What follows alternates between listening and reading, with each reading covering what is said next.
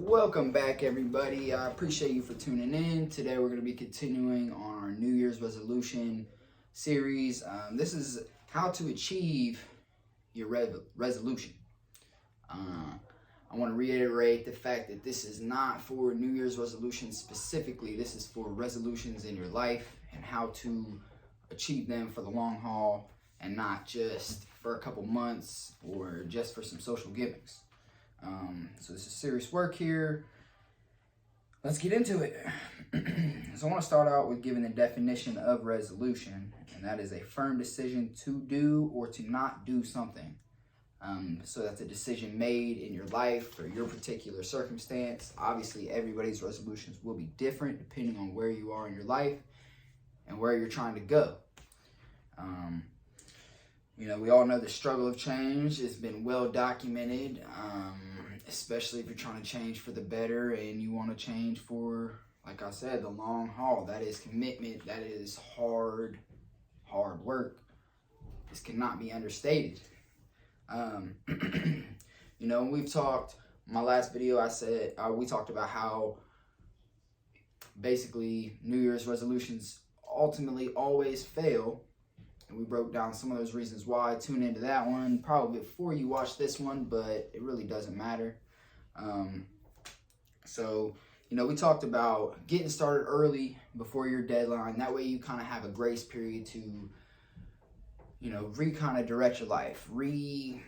Get ready with your new routine, whatever it is. Everybody's circumstance is different, so it'll be different for everybody. But basically, 3-week grace period to kind of integrate this new way of life, because that's ultimately what it is. If you're making a new decision, a new impact in your life, it is truly experiencing new life, and you want to continue that. So I got a couple I have a 6-step formula how to get it done, but truly, do these few step formulas ever do it? No, they don't. This is pretty broad. There's a lot of work in these 6 steps, but I wanted to give you guys, a quick little how-to guide, and then we're going to finish up with a story that I thought was pretty cool in my research. So here's my 6-step guide on how to achieve your resolution in the long haul. 1, you must create awareness in your life. Obviously, being aware that something needs to change is key. You must have that before you can decide to change. You must know what needs changed. And with that, I also want to add, you need some way of recording yourself, for good or bad progress. You need to be able to hold yourself accountable, have some facts there. My favorite is a good old notepad with a pen. You can't erase that. You can try to scribble it out, but it's there. I have a ton of these, and I live and die by them. I buy one for every client that I have. I really think that there's something powerful about putting your thoughts to pen and paper, really writing out your goals and your stuff you're trying to be aware of, and shadow work and business planning and just overall introspection. So number 1, create awareness in your life and add an area to record. There's a lot of apps and stuff technology wise that you could use. I'm a little old school, whatever works for you. 2, set proper goals, short and long-term goals. This is key because you must know, kind of where you're at and where you want to go, and you want to have good, solid goals, because you don't want to be running around in circles. You could, as I've been building my business, for example, I've seen a lot of, I think I'm going to achieve this and then this is going to make it easier. But there's a lot of circles there. You run in a circle and you're like, wow, I really didn't do much. I really didn't accomplish much. That's where proper goal setting comes in. I think I'm going to drop a video on goal setting. So that'll be coming here in the next coming weeks. But yeah, short, long-term goals, good, solid, realistic goals are key. Moving on to number 3, get a team together. Getting a team together is not a requirement in my eyes, even though the experts and the data shows that you are more successful with a team, with somebody you know, holding you down, whether that's, you know, holding you accountable, or whether that's comfort, whether I need somebody to cry on because of this, whatever. You need somebody in your corner, preferably a couple people, to be in your corner to help you succeed and help you get over some of those humps, because they're going to be there. They're going to be there, and that's just the way it is, especially when you want real deep change in your life. Okay, so get a team together, or don't. The reason I say it's not a requirement is because I think if you hold yourself accountable enough, if you could really be conscious enough to hold yourself accountable, I think you can get it done. I think that it's easier to procrastinate. It's easier to get in your own way when it's the case, but I think it can be done. I struggle saying that I have much of a team. You know, I have a couple people in my close circle, but people that really communicate business manner or, you know, stuff of that nature, I really can't say that I have a whole lot of impact from my peers. So how can I say get a team together when I feel like I don't truly have a team yet? So, I mean, I feel like that one's kind of opinionated, but I think for a lot of people, especially lower conscious issues that you're dealing with, I think a team is very, very big. 4, get a plan cemented in. I say cemented in, but every plan is tweaked. Every plan needs pivoting. So, I mean, that comes with it. But you need some sort of plan. You need to know where you're going with what, when, with who, how, you know, all the little ins and outs. You need to know what you're trying to accomplish. I would say don't have a huge extravagant plan because things change. That's why I said you might have to pivot. You might have to, you know, you might have to tear down the whole plan and redo it, you know. So get you a plan started. That way you can start moving, start having progress, because you now have a goal. You know what you want. You know, have some awareness in your life, so you know where you're at, and you have a way of recording it, so you know you can really see where you're at, where you want to go. But how are you going to get there? You got to have a plan. You got to make that happen. So get that plan cemented in, get it in line, get your couple weeks to really start working the plan in. You know, don't jump head first, because it's not realistic to really hold that long term. Burnout, you know, you feel like it's too hard. We talked a lot about it in my last episode, why these things do not succeed. Okay, so get your plan together. 5, commit every day. Every day, you must decide to create this new life, okay? Because that's what you're doing. You're incorporating something new. You're changing yourself. That is living a new life. You are changing an aspect of yourself.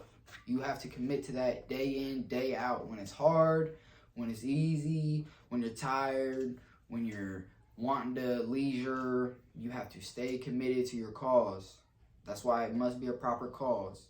You must have a team there to help you, because you're not going to be able to get up by yourself every day. It's probably not going to happen, okay? Number 6, love yourself. Self-love. It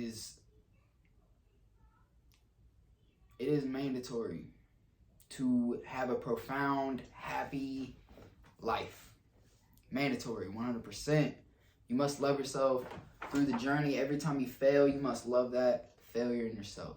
You must love that, you know, when you have a denial moment, when you're deceiving yourself, you must love that. No, you're not going to like it in the moment, but you must be able to step back and say, okay, I made a mistake. Let's record it. Let's talk about what went wrong. Let's talk about what needs to go right from there. That is how you really hone in and develop an area of your life. I feel like a lot of this went hand in hand with my coaching. And I mean, it does kind of have its similarities to a smaller degree. You know, one-on-one, you can make a lot of changes, but by yourself, you know, usually these are one goal, I want to accomplish something. I want to stop smoking cigarettes. I want to eat healthy. I want to drop 30 pounds. I want to, you know, it's one clear-cut goal. Coaching is more of, this is the whole situation. We're going to bring awareness to all of it. Let's start here. That's the difference. But I said we had said I had a little story for you guys. So I want to talk about the man Ben Franklin, one of our founding fathers, Ben Franklin. He was still a young man before the come up, before the exposure of the fame. He created this thing in his own life called the bold and arduous project of arriving at moral perfection, which basically included 13 virtues. And he basically thought that if you can develop all 13 virtues in your life, that you will ultimately become morally perfect. That's what he was striving for from a very young age. And I'll go ahead and read you those 13 virtues real quick. Temperance, frugality, chastity, industry, order, humility, silence, cleanliness, moderation, justice, resolution, and tranquility. So those are the 13 virtues. I think I'm going to shoot a video on these specifically. So we'll come back to this.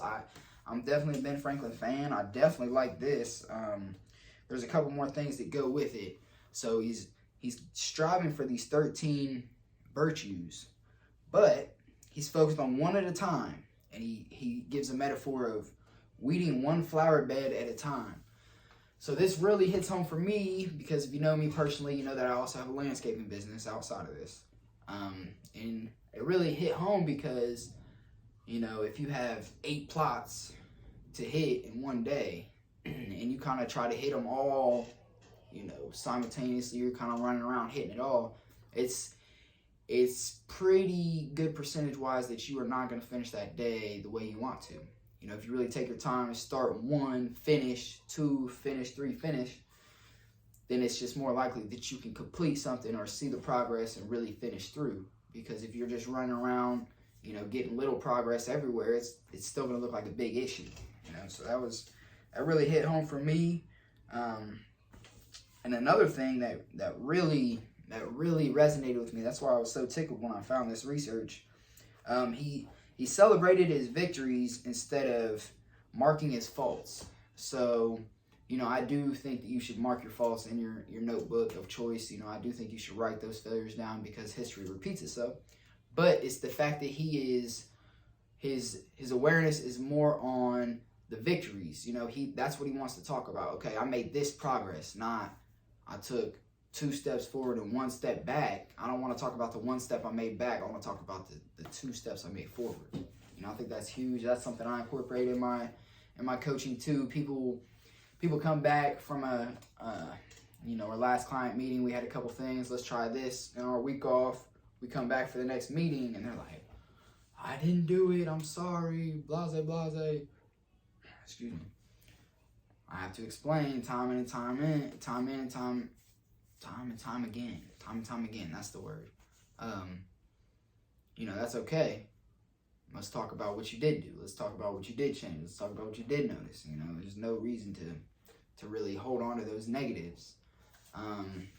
You know, at the end of Ben Franklin's life, he looked back on this bold and arduous project of arriving at moral perfection, and he admits to himself, as any true humble man will, "I never achieved that perfection that I strived for in my youth, but I was a much happier man, you know, just striving 1 bed at a time on these areas of his life." I'm gonna do some more research on this and see, you know, how far he went, see really how this worked out for him, get a couple definitions on some of those words I'm unaware of, and we'll talk about this real soon. I thought that was a pretty cool little story to finish the video, but I really want to finish this and talk about how serious it is to commit to the cause of making a positive impact on your life. You must change your life. You cannot stay the same. You cannot stay the same. You cannot stay the same. We are an evolving species. You see what happens to the species that do not evolve. They are no longer here. Call it survival of the fittest, call it whatever you may. but you cannot stay the same. If you do, you're probably not living that great life that me and Conscious Slam strive for, and hope that everybody jumps on the bandwagon and comes along. I'm pretty satisfied with this video. I think I really hit home on a couple points. I got me a new background. I think you guys are gonna like that. I know I had a lot of crazy backgrounds back in my history, but pretty happy about this one.